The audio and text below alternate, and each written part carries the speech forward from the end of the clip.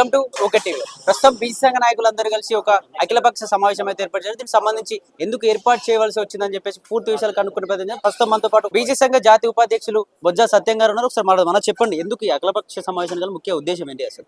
మీరు చూస్తే బ్రదర్, కొంతకాలంగా బీసీలకు సంబంధించిన ఉద్యమం అనేది చాలా ఉధృతంగా మంచి చైతన్యవర్తంగా ముందుకెళ్తుంది. దీంట్లో భాగంగానే మనము తెలంగాణ ప్రభుత్వాన్ని, కాంగ్రెస్ ప్రభుత్వం గత ఎన్నికల్లో ఇచ్చిన కామారెడ్డి డిక్లరేషన్ ప్రకారం జనగణనలో కులగణన చేయాలన్న డిమాండ్ చేయడం జరిగింది. ఆ డిమాండ్ కు అనుగుణంగానే రాష్ట్ర ప్రభుత్వం జనగణన చేసింది. ఆ జనగణనలో కొన్ని లోపాలు ఉంటే ఆ లోపాలను కూడా మేము రాష్ట్ర ప్రభుత్వ దృష్టికి తీసుకెళ్లడం జరిగింది. దానికి మళ్ళీ వాళ్ళు రెండోసారి కులగణనకి అవకాశం ఇచ్చారు ఎవరైతే మిస్ అయ్యారో. మరి ఈ రకంగా కులగణన జరుపుకున్న రాష్ట్ర ప్రభుత్వం 42% రాజకీయ, విద్యా, ఉద్యోగ బిల్లును ఈ నెల మార్చి 18న అసెంబ్లీలో ప్రవేశపెట్టబోతోంది. మరి ఇలాంటి కీలక పరిణామంలో ఈ బిల్లుకు సంబంధించిన ఆర్డినెన్స్ కేంద్ర ప్రభుత్వానికి పంపించే అవకాశం ఉంది. కాబట్టి దీంట్లో మనకి ఎలాంటి న్యాయపరమైన ఇబ్బందులు లేకుండా బిల్లు సవ్యంగా 42% బీసీ బిడ్డలకు, తెలంగాణ బీసీ బిడ్డలకు విద్యలో, ఉద్యోగంలో, రాజకీయాల్లో సవ్యంగా అందాలంటే ఎలాంటి న్యాయపరమైన అడ్డంకులు ఉండొద్దన్న కారణంగా కేంద్ర ప్రభుత్వంలో ఈ బిల్లు పార్లమెంట్ లో ప్రవేశపెట్టి రాజ్యాంగంలో పొందుపరిచిన షెడ్యూల్ 9 ప్రకారం రాజ్యాంగంలో పొందుపరిస్తే ఈ భవిష్యత్తులో ఎలాంటి న్యాయపరమైన ఇబ్బందులు ఉండవు.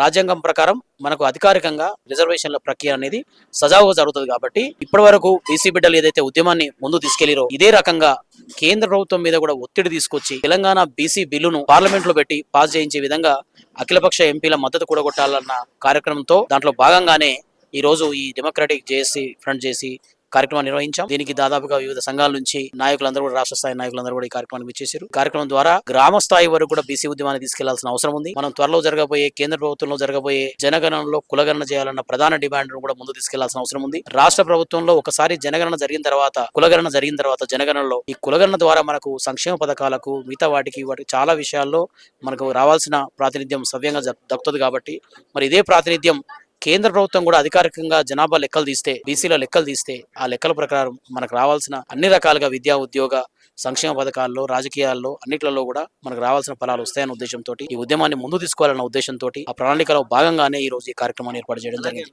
ఈ కులగణన మొన్న తీసుకొచ్చిన కులగణనలో చాలా మంది బీసీలను 21 లక్షల బీసీలను తక్కువ చేసి చూపెట్టారు, ఓసీలను 15% పెంచారు అని చెప్తా ఉన్నారు. అసలు దాదాపు చాలా మంది వాళ్ళు ఇంటర్వ్యూకి రానివ్వలే కులగణన విషయంలో, ఎందుకంటే పర్సనల్ డీటెయిల్స్ అడుగుతున్నారు అని చెప్పి రానివ్వలే. అసలు ఎట్లా డిసైడ్ చేశారు అనుకోవచ్చు దీన్ని? వాస్తవానికి 4 కోట్ల తెలంగాణ ప్రజల జనాభా లెక్కల్లో వాస్తవానికి పొరపాటు జరిగింది. ఈ పొరపాట్లని మేము ప్రభుత్వ దృష్టికి తీసుకెళ్లినప్పుడు ప్రభుత్వం కూడా ఒప్పుకోవడం జరిగింది. అయితే తెలంగాణ జనాభా లెక్కల్లో దాదాపుగా మీరు అంటున్నట్టు 21 లక్ష కాదు, దాదాపుగా 40 లక్షల బీసీ జనాభా గల్లత్తయింది. దాదాపుగా మేము ఎప్పుడైతే ప్రభుత్వానికి దీనికి సంబంధించిన మన సంక్షేమ పథకాలకు సంబంధించిన గణాంకాలు అయితేనేమి, ఆధార్ కార్డు సంబంధించిన గణాంకాలు అయితేనేమి, ఓటర్ బ్యాంకు లిస్టు ప్రకారం అయితేనేమి, తర్వాత స్కూళ్లలో, కాలేజీల్లో చదువుతున్న విద్యార్థుల సంఖ్యను అన్ని రకాలుగా క్రోడీకరించినప్పుడు ఈ రాష్ట్ర జనాభా 4 కోట్లకు పైగా, అలాగే బీసీల జనాభాను కూడా మనం కేటగిరీస్ వైజ్ చూసినప్పుడు ఇప్పుడు మనం లెక్క పెట్టిన దాని ప్రకారం 1.65 crores కాకుండా దాదాపుగా 1,90,00,000 నుంచి 2 కోట్ల మధ్యలో ఉంటారు. మరి దాదాపు ఈ 40 లక్షల బీసీ జనాభా మిస్ అయిందన్న విషయాన్ని కూడా మేము ప్రభుత్వ దృష్టికి తీసుకెళ్ళాం. ప్రస్తుతానికి ఏంటంటే మనకు 42% రిజర్వేషన్లు అనేది జనాభా ప్రాతిపదికన 42% డిమాండ్ చేశాం. దానికి రాష్ట్ర ప్రభుత్వం ఒప్పుకుంది. అలాగే విద్యా, ఉద్యోగ రంగాల్లో కూడా ఒప్పుకుంది. కాబట్టి దీని నెక్స్ట్ అంకంలో ఈ ఉద్యమాన్ని ముందు తీసుకెళ్తూ రాజ్యాంగం ప్రకారం జనాభా లెక్కింపు అనేది కేంద్ర ప్రభుత్వ పరిధిలో ఉంటది యాక్చువల్ గా. సో కేంద్ర ప్రభుత్వం మీద ఒత్తిడి తీసుకొచ్చి తొందరలోనే జరగబోయే దేశ జనగణనలో కులగణన చేయాలన్న ఉద్దేశంతో మేము కేంద్ర ప్రభుత్వం మీద ఉద్యమాన్ని తీవ్రతరం చేస్తున్నాం. ఓకేనా, మీరు ఇన్ని సభలు, ఇన్ని సమావేశాలు ఏర్పాటు చేస్తారు బీసీ సంఘ నాయకులుగా, కానీ ప్రజల్లో ఎందుకు అంత చైతన్యం రాలేకపోతుంది? ఎందుకు ప్రజలందరూ ఏకమైతే 56% ఉన్న బీసీ జనాభా అంత ఏకమైతే ఎమ్మెల్యేలు కావచ్చు, పార్లమెంట్ లో కావచ్చు, అసెంబ్లీలో కావచ్చు సీట్లు బీసీలే ఉంటాయి, ఎందుకు ఏకం కాలేకపోతుంది? వాస్తవం బ్రదర్, యాక్చువల్ గా బీసీ ఉద్యమంలో తెలంగాణ రాష్ట్రం నుంచి గ్రామ స్థాయిగా, జిల్లా స్థాయిలు, మండల స్థాయిలుగా వెళ్ళినప్పుడు ఈ రాష్ట్రంలో ఉన్న బీసీలు పార్టీలుగా విడగొట్టబడి ఉన్నారు. బీఆర్ఎస్ బీసీలు, కాంగ్రెస్ బీసీలు, బీజేపీ బీసీలు విడగొట్టబడి. కానీ ఎప్పుడైతే బీసీలో ఈ మధ్య కాలంలో చైతన్యం వచ్చి అన్ని పార్టీలో ఉన్న బీసీలు కూడా ప్రశ్నిస్తున్నారు, ఏంటి మా వాటా ఎక్కడ పోయింది, సీట్లు ఇచ్చినప్పుడు మాకెందుకు ఇవ్వట్లేదు, మాకెందుకు చేయట్లేదు అన్న విషయాన్ని ప్రతి పార్టీలో ఉన్న బీసీలు పార్టీలను ప్రశ్నిస్తూనే ఇలాంటి వేదికలలో కూడా వాళ్ళు పాలు పంచుకొని బీసీ ఉద్యమాన్ని ముందుకు నడిపిద్దామనే ఉద్దేశంతో ఉన్నారు. మీరు బీసీ ఉద్యమం ఇంత తీవ్రంగా నడుస్తుంది కాబట్టి ఈ రాష్ట్రంలో ఏర్పడిన కాంగ్రెస్ పార్టీ వాళ్ళు అనుకున్న దాని ప్రకారం వెంటనే కులగణన చేశారు. కులగణన ప్రకారం బిల్లును ఏర్పాటు చేశారు. మొన్న ఎమ్మెల్సీ ఎలక్షన్ లో చూస్తే మీరు నామినేటెడ్ పోస్ట్ లో చూస్తే 3 ఎమ్మెల్సీలకు బీసీ బిడ్డలకు టికెట్లు ఇచ్చారు. సో ఎప్పుడైనా శ్రీశ్రీ గారు అన్నట్టు మీరు పోరాడితే పోయేది ఏం లేదు, బానిస సంఖ్యలు తప్ప. సో ఆ విషయాన్ని బీసీలు గ్రహించే ఈ రోజుల్లో ఇప్పుడు బీసీ ఉద్యమంలో కదం దొక్కుతున్నారు, మాతో చేయగలుగుతున్నారు. బీసీల చైతన్యం గ్రామ స్థాయి వరకు తీసుకెళ్లడం ఉద్యమమే. ఏ ఉద్యమానికైనా భావజాల వ్యాప్తి అనేది ఇంపార్టెంట్. మీరు చూస్తే తెలంగాణ ఉద్యమంలో జై తెలంగాణ అని ఊర్లో ఉన్న పల్లెటూరులో ఉన్న పిల్లోడు కూడా జెండా పట్టుకున్నాడు కాబట్టే మనకి ఇలా మనం కలలు కన్నా తెలంగాణ సిద్ధించింది. అలాగే ఏ ఉద్యమానికైనా గ్రామ స్థాయి వరకు వెళ్ళి ఆ బీసీ జెండాను పట్టుకున్నప్పుడే, బీసీలందరూ కదిలి వచ్చినప్పుడే ఉద్యమ ఫలితం అనేది ఉద్యమం తీవ్ర రూపం దాల్స్తుంది. మనం కలలు కన్నా మన ఫలితాలు మనకు అందుతాయి. ఇప్పుడిప్పుడే మేము ఉద్యమాన్ని గ్రామ స్థాయికి తీసుకెళ్తున్నాం. తొందరలోనే ఈ గ్రామ కమిటీలు, మండల కమిటీల ద్వారా మన బీసీల ఆకాంక్షల్ని, పోరాటాలని మరింత ఉధృతం చేసి బీసీలను గ్రామ స్థాయి నుంచి ముందు తీసుకొచ్చే అవకాశం ఉంది. సో ఈ రకంగా మనం బీసీల చైతన్యం మీరు గడిచిన 20 సంవత్సరాలు, 15 సంవత్సరాలు, 10 సంవత్సరాలు, ఈ 5 సంవత్సరాలు చూస్తే ఈ 5 సంవత్సరాలు అద్భుతమైన డెవలప్మెంట్ ఉంది. సో మనం ఈ రకంగా ముందుకెళ్తే మనం కావాల్సినవి మనం సాధించుకోగలుగుతామని ఆశాభావం వ్యక్తం చేస్తుంది. ఏదైతే ఈ కులగణన ఉంది, కులగణన విషయంలో తీర్మానం మల్లన్న, ఎమ్మెల్సీగా ఉన్నటువంటి తీర్మానం మల్లన్న కాంగ్రెస్ నుండి బహిష్కరించింది. ఇది కరెక్ట్ గా లేదని చెప్పి వాళ్ళు ఇచ్చిన రిపోర్ట్ ని అంటించినందుకు బహిష్కరించింది. అంటే ఒక బీసీ అని చెప్పి అలా చేసిందా, నిజంగా వాళ్ళ సమస్య సామాజిక వర్గాలు ఉంటే ఇలా చేసేదానా?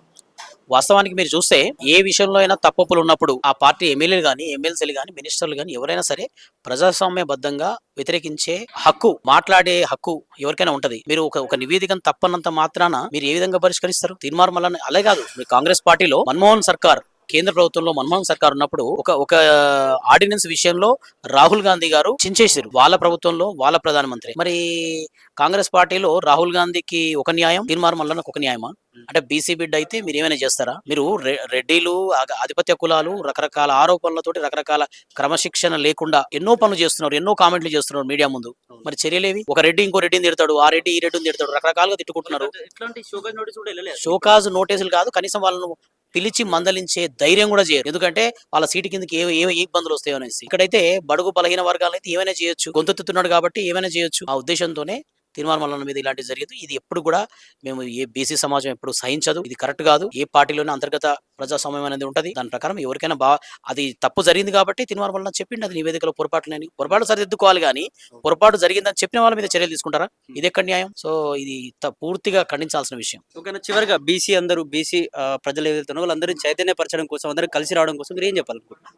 ఏ ఉద్యమానికైనా భావజాల వ్యాప్తి అనేది ఇంపార్టెంట్. ఈ దేశంలో ఉన్న 56% బీసీలకు రాజ్యాధికారంలో భాగం దక్కినప్పుడే మిగతా సంక్షేమ ఫలాలు అనేవి దక్కుతాయి. వడ్డిచ్చేవాడు ఉంటేనే మిగతా ఫలాలు కింది స్థాయికి వెళ్తాయి. మనం చట్టసభల్లో ఏ రోజైతే కూర్చుంటామో, ఈ దేశంలో ఉన్న 2600 కులాలు, దాంట్లో 10% కులాలు తప్ప 90% కులాలకి పార్లమెంట్ ఎట్లుండదో తెలియదు, చట్టసభలు ఎట్లుంటాయో తెలియదు. మరి ప్రజాస్వామ్యం అంటేనే ప్రజల కొరకు, ప్రజల చేత, ప్రజల వల్ల అంటారు కదా. అంటే అలాంటి ప్రజల్లో మెజారిటీ సభ్యులుగా ఉన్న బీసీలకు ప్రాతినిధ్యం లేనప్పుడు, ప్రభుత్వంలో ఎలాంటి హక్కు లేనప్పుడు ఇది ప్రజాస్వామ్యం ఎట్లా అవుతుంది? ఈ దేశంలో ఉన్న సహజ వనరులు, ఈ దేశంలో ఉన్న వనరులు ఇవన్నీ కూడా సహజ సూత్రాల ప్రకారం అందరికి చెందినవి. దేశంలో ఉన్న బీసీలు, ఉత్పత్తి కులాలు కష్టం చేసి బడ్జెట్ ను సమకూరుస్తున్నాయి. ఎక్కడి నుంచి వస్తుంది మీకు బడ్జెట్? ఖర్చు పెట్టే హక్కు మీకు ఎక్కడిది? బడ్జెట్ లో కష్టపడి జమ చేసేది మేము, ఇష్టాన్ని ఖర్చు పెట్టేది మీరా? సో ఇలాంటివి చాలా వ్యవహారాల గురించి మేము బీసీలలో చైతన్యం వస్తుంది. ఈ ఉద్యమాన్ని ఇంకా ముందు తీసుకెళ్లి దీన్ని తీవ్రతరం చేస్తాం.